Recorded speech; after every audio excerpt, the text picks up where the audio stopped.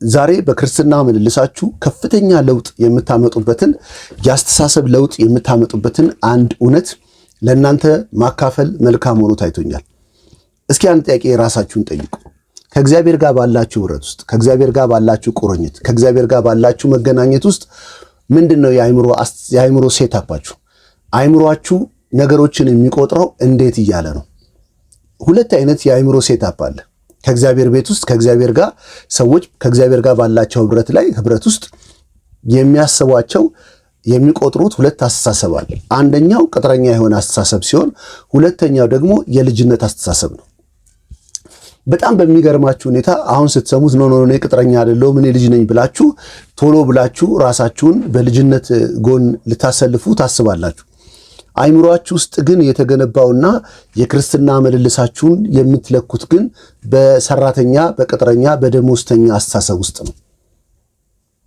ሁልጊዜ በጣም ብዙ ሰዎች ጋር ጥያቄ ሲቀርብ አንተ የትኛው ነህ ሲባል ወዲያውኑ የሚመርጠው የተሻለውን ነው የሚመርጠው።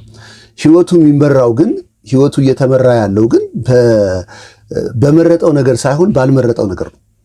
ስለዚህ እነዚህ ዕውቀቶች ሰዎች ብዙ አገልጋዮች ለብዙ ዘመን የቤተ ክርስቲያን መልእክት አማኞችን ቅጥረኛ እንደሆኑ፣ ሰራተኛ እንደሆኑ፣ እግዚአብሔር ደግሞ ለስራቸው ላደረጉት ነገር ዋጋ ከፋይ መሆኑን ነው የገነቡባቸው። ከዚህ የተነሳ በአባትና በልጅነት ባለ ህብረት ውስጥ ካለ ቁርኝት ይልቅ በደሞዝተኛና በሰራተኛ መካከል ያለ ልዩነት ነው። እስኪ በህይወታችሁ ያለውን ልዩነት በተወሰነ መጠን እንድታዩ እንደዚህ ልናገር። አንዳንድ ሰዎች በህይወታቸው ነገር ሲሳካላቸው፣ ሲበረግድላቸው፣ የተሻለ ህይወትና የተሻለ ፋይናንሻል ኮሚኒኬሽን ውስጥ ሲገቡ ወዲያውኑ አይምሯቸው ላይ የሚታሰበው ምንድን ነው ሲባል የሰጡት ስጦታ፣ ያደረጉት ነገር፣ የከፈሉት ዋጋ፣ ለእግዚአብሔር ቤት የሰሩት ነገር እንደ ሪዋርድ ሆኖ አይምሯቸው ላይ ይመጣል እና ወዲያውኑ ቀጣይ ያለን ሰው ሲያገኙት የሚነግሩት ላደረኩት ነገር እግዚአብሔር ዋጋዬን ከፈለኝ፣ ለሄድኩበት መንገድ እግዚአብሔር ዋጋዬን ከፈለኝ፣ በእግዚአብሔር ቤት ለሄድኩበት ለልቤ ቅንነት ለሄድኩት ላደረኩት ነገር እግዚአብሔር ይሄን አደረገልኝ ብለው ሌሎቹን በሚኮንን መልክ መናገር ይጀምራሉ። ይሄ አስተሳሰብ የቅጥረኛነት አስተሳሰብ ነው፣ የደሞዝተኛ አስተሳሰብ ነው።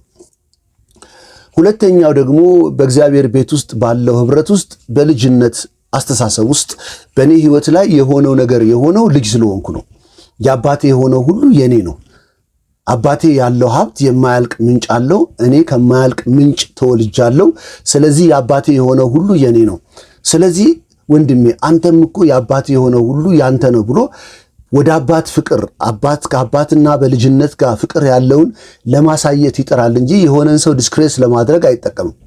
ስለዚህ ደሞዝተኛ የሆነ አስተሳሰብ በጣም በከፍተኛ ሁኔታ ለብዙ ሰዎች ውስጥ ተገንብቷል። ዛሬ ይህንን መልእክት የምትሰሙ ሰዎች የማገለግለው መልእክት ዋናው ዓላማው በሃይማኖት ጥረትና በእውነተኛ ማንነት መካከል ያለውን ልዩነት እንድታውቁ ነው። በሃይማኖታዊ ጥረት የመጡ ውጤቶችና በእውነተኛ ማንነት መካከል ያለው ልዩነት። ብዙ ሰዎች፣ ብዙ አማኞች፣ ብዙ ክርስቲያኖች የተገነቡት በሃይማኖት ጥረት ውስጥ ነው፣ በሃይማኖት መፍጨርጨር ውስጥ ነው። እንዲህ ሳደርግ እንዲህ ያደርግልኛል፣ እንዲህ ካላደረግኩ ደግሞ እንደዚህ ይሆንብኛል ብለው ከእግዚአብሔር ጋር ባላቸው ህብረት ውስጥ በሁለትዮሽ ነው ነፍሳቸው፣ አይምሯቸው ካውንት የሚያደርገው። ስለዚህ ዋናው የዚህ መልእክት ዋናው ዓላማ በሃይማኖት ጥረትና በማንነት መካከል ያለው ልዩነት በሰፊው ማየት እንድንችል ነው።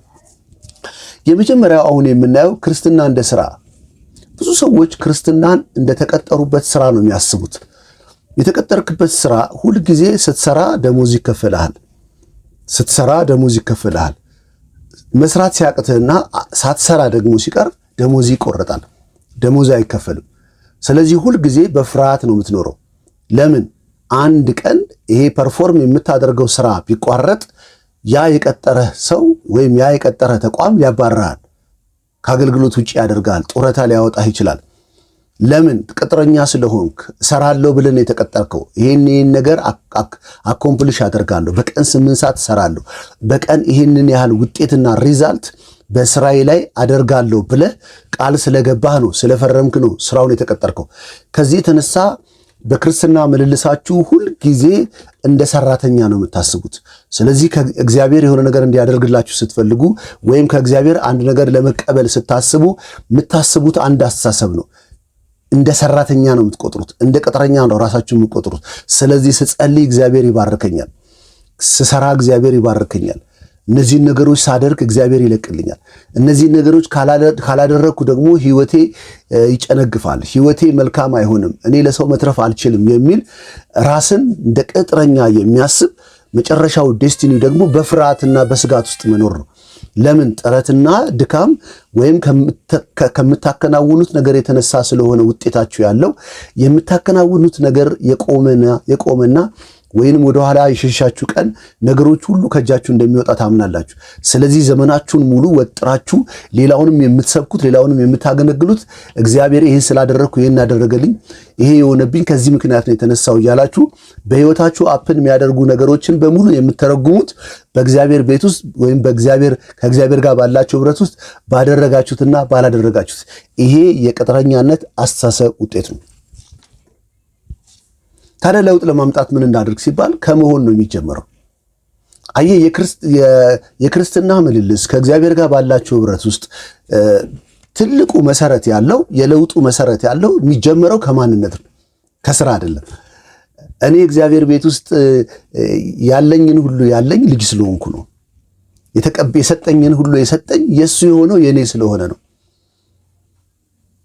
ስለሰራው የተሰጠኝ አይልም። የአባቴ ነው፣ እኔ ደግሞ ልጅ ነኝ። የአባቴ የሆነ ሁሉ የኔ ነው። የአባቴ የሆነ ወራሽ ነኝ እኔ። ስለዚህ የባለቤትነት ስሜት፣ የኔነት ስሜት፣ የአባቴ የሆነው ነገር በሙሉ የኔ ነው የሚል ስሜት እንጂ እንደ ቅጥረኛው የሚከፈለኝ ስሰራ ነው፣ ካልሰራው ደግሞ ቅጣት ይመጣብኛል በሚል በሁለትዮሽና መጨረሻ ላይም ደግሞ በፍርሃት ባለ ልብ ውስጥ አይደለም የምትጓዙ። ስለዚህ መፍትሄው ወደ ማንነት መምጣት ነው። እናንተ የእግዚአብሔር ልጆች ናችሁ። የእግዚአብሔር ልጆች ከሆናችሁ ደግሞ የእግዚአብሔር የሆነ ነገር ወራሾች ናችሁ። ስለዚህ እናንተ ባለጠጋ የሆነ አባት አላችሁ፣ የተትረፈረፈ የሆነ አባት አላችሁ፣ ምንም ነገር ቢያወጣ ማይቀንስበት አባት አላችሁ። የሰማችሁ ነው። እግዚአብሔር ምንም ነገር ሲሰጥ ከሱ ምንም ነገር አይቀንስበትም። ያ የጠፋው ልጅ ታሪክ ሁላችሁም እንደምታውቁት ድርሻዬን ስጡኝና ልውጣ አለ እና ድርሻው በትክክል ተካፈለና ተሰጠው። ድርሻውን ወስዶ ሲመለስ አሁን ከዚህ በኋላ ድርሻ የለህም አይደለም ያለው። አባቱ ጋር ድርሻውን አስቦ ቢሰጠውም አባቱ ጋር ግን ሀብቱ አይቀንስም። የእግዚአብሔር ሀብት በፍጹም የማይነጥፍ ነው እና እናንተ የእግዚአብሔር ልጆች ናችሁ። የእግዚአብሔር ልጆች ስለሆናችሁ የእግዚአብሔር የሆነ ነገር የእናንተ ነው። ስለዚህ የእግዚአብሔር የሆነ ነገር የኔ ነው የሚል አስተሳሰብ ነው ዴቨሎፕ ልታደርጉ የሚገባችሁ። እኔ የእግዚአብሔር ልጅ ነኝ። እኔ ከማይጠፋ ዘር ከእግዚአብሔር ቃል ተወልጃለሁ። እኔ አዲስ ፍጥረት ነኝ። እኔ የእግዚአብሔር ልጅ ነኝ። እኔ የበኩሩ አይነት ነኝ እያላችሁ ማንነታችሁን ስትገነቡ ማንነታችሁ የሚያፈራው ፍሬ ይሆናል ውጤታችሁ እንጂ ይሄን ስለሰራው ነው ያመጣሁት አትሉ። የቅጥረኛነት አስተሳሰብ ያላቸው የክርስትና ምልልስ በጣም ብዙ ጉዳት ውስጥ ያለው ይሄን ስላደረግኩ ይሄ ተሰጠኝ፣ ይሄ ስላደረግኩ ይሄ ተሰጠኝ፣ ይሄንን ስላላደረግኩኝ ደግሞ ይሄ ሆነብኝ ብለው ላገኙት ነገር ስራቸውን ምስክር አድርገው ያቀርባሉ። ለተጎዱበትና ለጠፋባቸው ነገር ደግሞ ያላደረጉትን ነገር ተጠያቂነት መልሰው ራሳቸውን አድርገው በጭንቀትና ባልተረጋጋ የክርስትና ምልልስ ውስጥ ይመላለሳሉ። ወንጌል ግን እንደሱ አላስተማረንም። ጌታ እንደሱ አላስተማረንም። እናንተ ልጆች ናችሁ፣ የኔ የሆነ ሁሉ የእናንተ ነው ያለው። ምን ሆነሃል ልጄ? አንተ እኮ ከኔ ጋር ነህ። የኔ የሆነው ሁሉ እኮ ያንተ ነው። በፈለግከው ጊዜ ፍሪዳ አርገ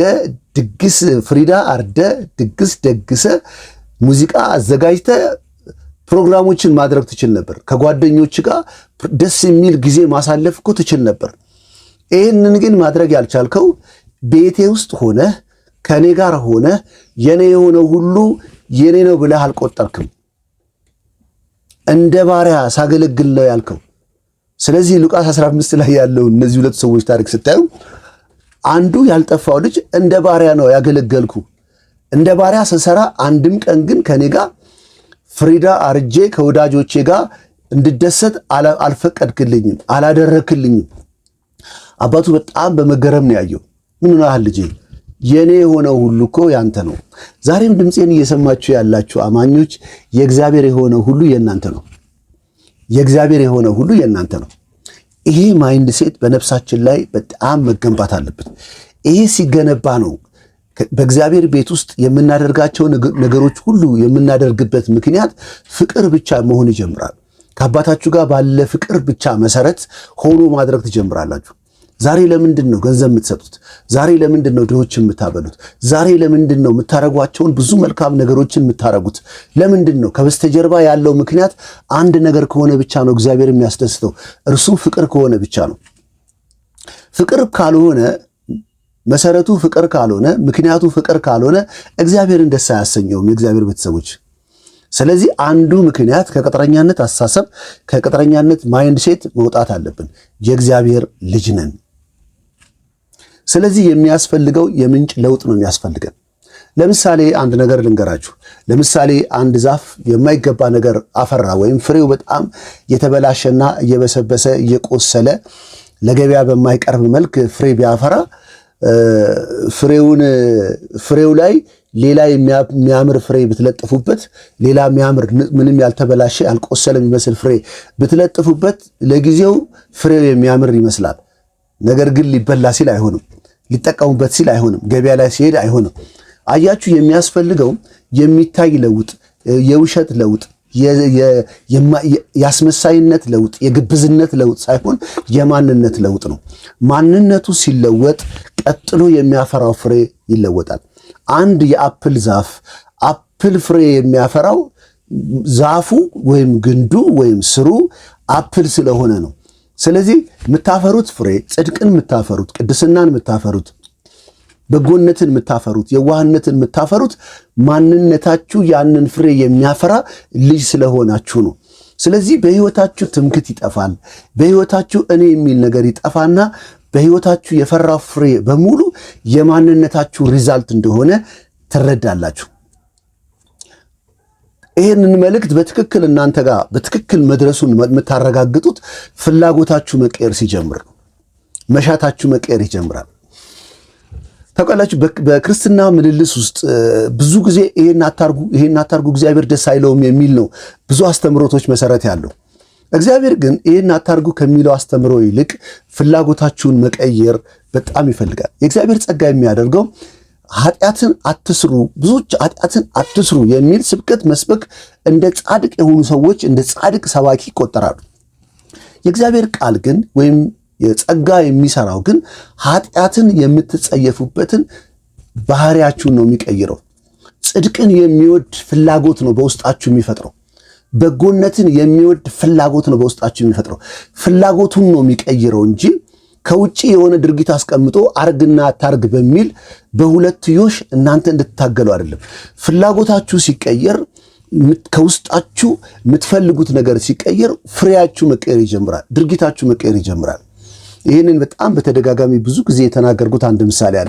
አንድ በጣም ወፍራም ሰውዬ ቅባት እየበላ ጮማ እየበላ የሚወዳቸው ምግቦች ቴስቱ የሆኑ በጣም የሚወዳቸው ምግቦች ለሰውነቱ በቅርቡ ሊገሉት የሚችሉ ምግቦችን በተደጋጋሚ ይበላል እና ዶክተሩ ጋር ሲሄድ አሁን እነዚህን የምትበላቸው ምግቦች ከዚህ በኋላ እየበላ ከቀጠልክ እርግጠኛ ነኝ በ2 ወር ውስጥ ትሞታለህ ይለዋል።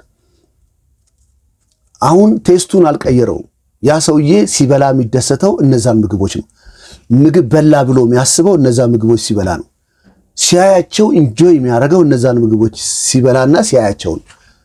ዶክተሩ ግን እነዚህን መብላት ካላቆምክ ትሞታለህ አለው። አንድ ሼፍ ግን መጣና ፕሊስ እኔ አንተ ጋር ልስራ፣ በጣም በቃ እኔ ተመራምሬ ያገኘኋቸው ጥሩ ቴስት ያላቸው ምግቦች አሉኝ፣ አንተ ጋር ልስራ ይለዋል። ኦኬ ይለውና ይቀጥረዋል። እና ዛሬ ግድ የለህም በእኔ ምርጫ ደስ የሚል የሆነች ነገር አውቃለሁ፣ እኔ ሰርቼ ላቅርብልህ፣ መጨረሻ ላይ ትነግረኛለህ ውጤቱን ይለዋል። ኦኬ እሺ ይለውና ሰርቶ እንዲያቀርብለት ይፈቅድለታል። እና ያ ሼፍ ዶክተሩ እንዲበላ የሚፈልገውን ለጤንነቱ የሚጠቅመውን ምግብ ግን እጅግ በጣም አጣፍጦና የሚወደው አድርጎ ያቀርብለታል። እና ይሄ ወፍራሙ ሰውዬ ያንን ምግብ ሲበላ ደስ ይለዋል። ቀጥሎም ራትን ደግሞ የሆነች ነገር እሰራልሃለሁ ይለዋል። እንደገና ራቱንም ያቀርብለታል ሰርቶ። አሁንም ሲበላ ደስ ይለዋል። ሳያውቀው በ15 ቀን ውስጥ ሳያውቀው ፍላጎቱ ተቀየረ። ፍላጎቱ ስጋ ይበላ የነበረው፣ ጮማ ይበላ የነበረው፣ አይስክሬም ሲበላ የነበረው፣ ቸኮላት ሲበላ የነበረው፣ እነዚህ የሚጣፍጡና ጮማ የሆኑ ነገሮች፣ ስብ የሆኑ ነገሮችን ይፈልግ የነበረው ያ መሻቱ ከውስጡ ተቀየረና ይሄ ሼፍ የሚሰራቸውን ምግቦች መመኘት መሻትና መፈለግ ጀመረ። እግዚአብሔር ከኃጢአት የሚገላግልህ በውስጥ በሻትንና ማንነትን ሲቀይር ነው። ይሄ የሚሆነው ደግሞ ማንነታችሁን በትክክል ስትረዱ ነው። በክርስቶስ ማን እንደሆናችሁ ስትረዱ ፍላጎታችሁ በኢትሰልፍ መቀየር ይጀምራል።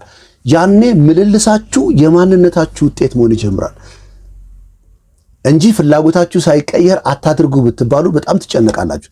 ዛሬ ብዙዎች እየተጨነቁ ነው እንጂ እየተጨነቁ ነው እና የሚፈልጓቸው ነገሮች አሉ። መብላት የሚፈልጓቸው፣ መጠጣት የሚፈልጓቸው፣ ማሳለፍ የሚፈልጓቸው እኔ ለጌታ ብዬ ነው እንጂ ይላሉ።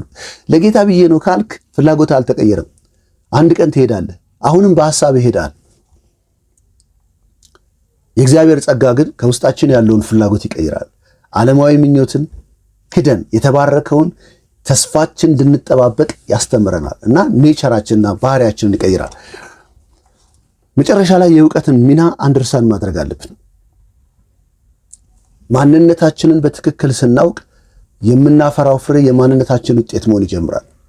ማንነታችንን እስካላወቅን ድረስ የምናፈራውን ፍሬ ለመቀየር ብንታገል ሃይማኖታዊ ልፋት ነው የሚሆነው። ለዚህ ነው ጌታ ኢየሱስ ሲናገር እውነትን ታውቃላችሁ፣ ያወቃችሁት እውነት አርነት ያወጣችኋል። ስለዚህ አርነት ያለው ማንነትን በማወቅ ነው። ስለዚህ ማንነታችሁን በማወቅ ማንነታችሁን በመረዳት ማንነታችሁን በመቀበልና በማንነታችሁ ላይ ስቲክ በማድረግ የምታፈሩትን የምትገልጡትን ፍሬ በራሱ እንዲቀየር ማድረግ ትችላላችሁ። አንድ ሰው በክርስቶስ የሆነውን ትክክለኛ ማንነት አንደርስታንድ ሲያደርግና ሲረዳ በዛ ምልልስ ውስጥ ሲኖር ፍሬው በራሱ መገለጥ ይጀምራል። ማንነቱን ሳይረዳ ግን ፍሬውን ለመቀየር፣ ውጤቱን ለመቀየር፣ ድርጊቱን ለመቀየር ቢታገል ድካምና ላብ ነው የሚሆነው።